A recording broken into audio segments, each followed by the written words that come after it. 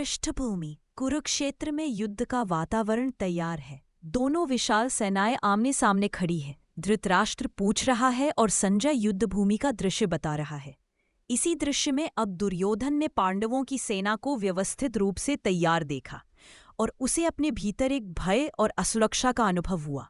वह तुरंत अपने गुरु द्रोणाचार्य के पास गया, क्योंकि दुर्योधन को अपने मन में सहारा और समर्थन चाहिए था। श्लोक। संजय उवाच दृष्ट्वा तु पाण्डवानीकं व्यूढन् दुर्योधनस्तदा आचार्यमुपसंगम्य राजा वचनम अब्रवीत। संजय कहता है, जब दुर्योधन ने पांडवों की सुव्यवस्थित सेना को देखा और उसने उनसे बातें की। गहन मनोवैज्ञानिक दृष्टि। इस श्लोक में दृष्ट्वा शब्द बहुत महत्वपूर्ण है। युद्ध की वास्तविक समस्या उस समय उत्पन्न ही नहीं हुई थी।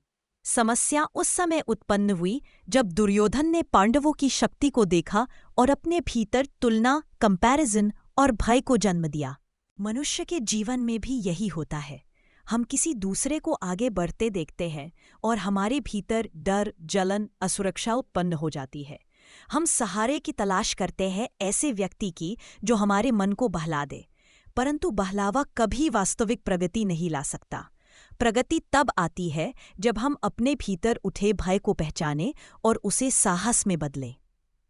व्यवहारिक उपयोग। जब भी आप किसी व्यक्ति की उपलब्धि देखकर अपने मन में हीनता या असुरक्षा महसूस करें, तो अपने हृदय में एक प्रश्न अवश्य पूछें, क्या मैं अपने भीतर सुधार करने के लिए तैयार हूं? ध्यान रहे, दूसरे को गिरा देने से हम ऊंचे नहीं उठते। ऊंचा वही उठता है जो अपनी ऊर्जा का उपयोग दूसरे से तुलना में नहीं, अपने सुधार में करता है। समापन प्रेरणा। यदि आज आपके मन में किसी प्रकार की हीनता या असुरक्षा उठी हो, तो आज ही एक छोटा सा सुधार लिख दीजिए और कल उसी सुधार का एक छोटा सा अभ्यास करिए। इसी प्रकार छोटे छोटे अभ्यास जीवन को बदल देते हैं।